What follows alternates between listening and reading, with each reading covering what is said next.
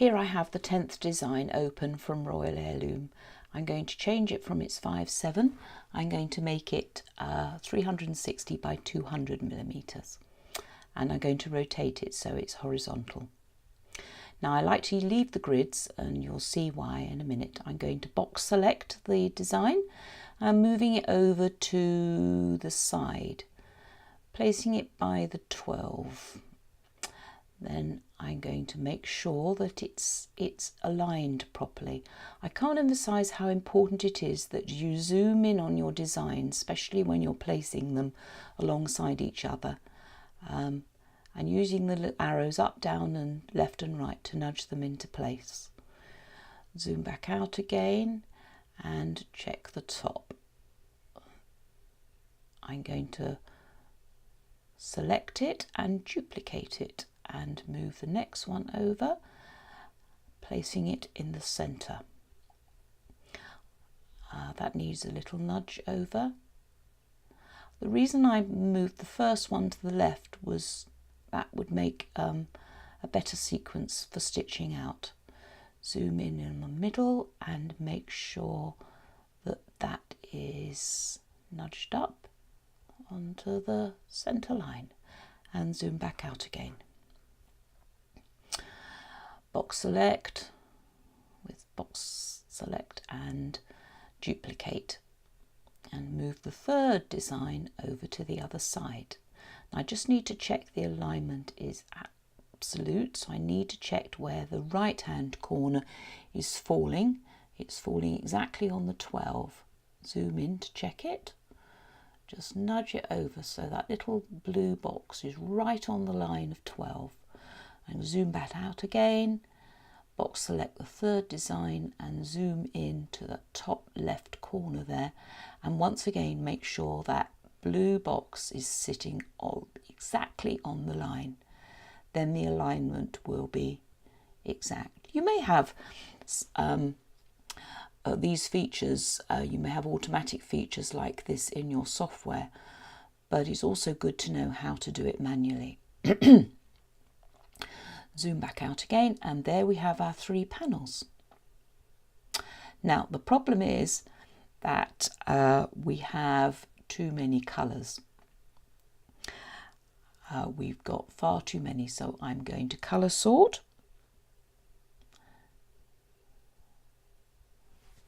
And that changes the amount, but when we check the stitch out, you'll see that it's messed all the designs up a little, and they're not stitching out in a nice sequence. So to get over this, we need to change some of the colours, because first we have a scallop there and we've got scallops there mixed with other ones, and this can be done quite easily by adding colour changes at the appropriate at the appropriate places, and moving the sections back up so that we have all the scallops stitching out first. Sometimes it's good just to learn how to do this because it makes you more familiar with your software. Now I've changed this to 2D view. I'm also going to change the colour so it's big and bold, and we can see those stitches and the jumps as well.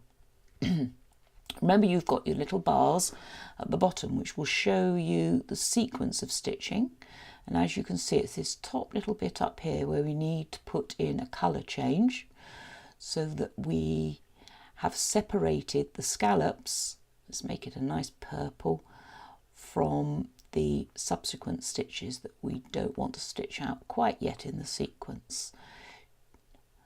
Change it back to 3D view and check the sequence.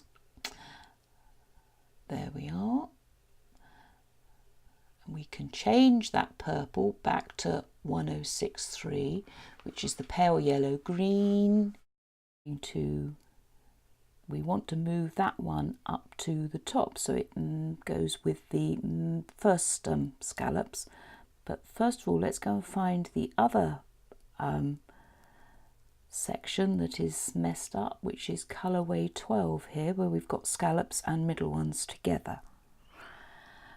We'll change the color to orange and zoom in and check them. We need to add a colour change there.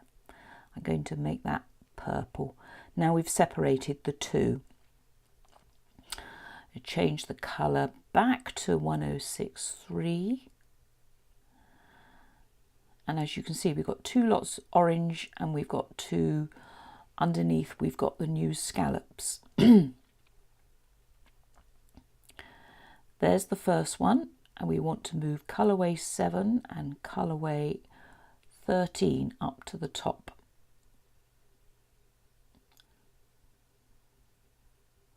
We're going to move them up. Unfortunately, in my software, you have to move each section up.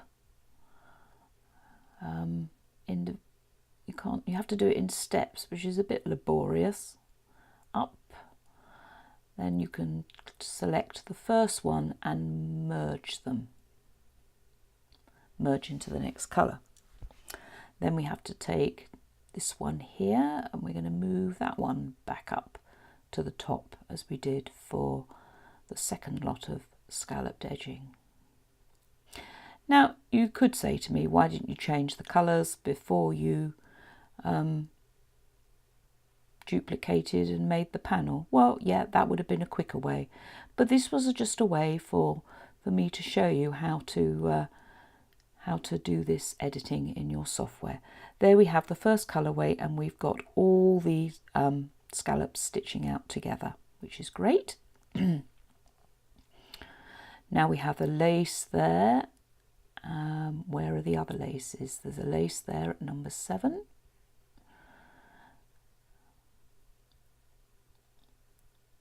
We need to change back those other, remember we've changed, that's it, we don't want any orange in our heirloom design, and these were 1063s, but we can change them back to 1063s now because we've done the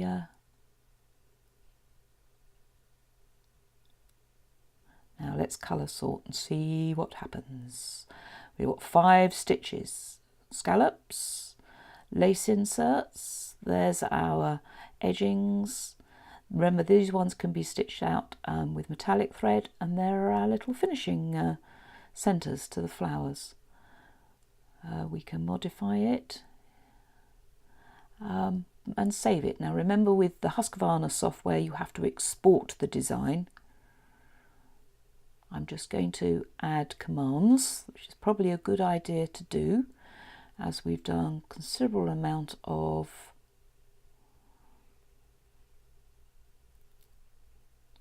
just checking the design, moving it all over, making sure that all the trim commands are there.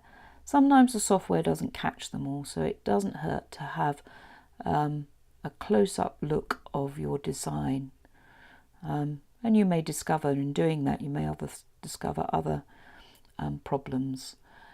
Right, so we're exporting it as a VP3, but don't export it in its original name. Do remember to change it, and I'm just going to put a combination as the combination 10, because that's what it is, and export it.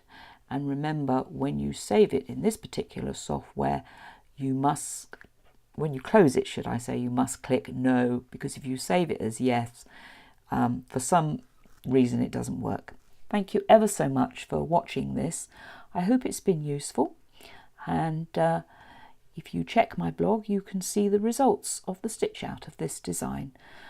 Bye for now, do come back soon.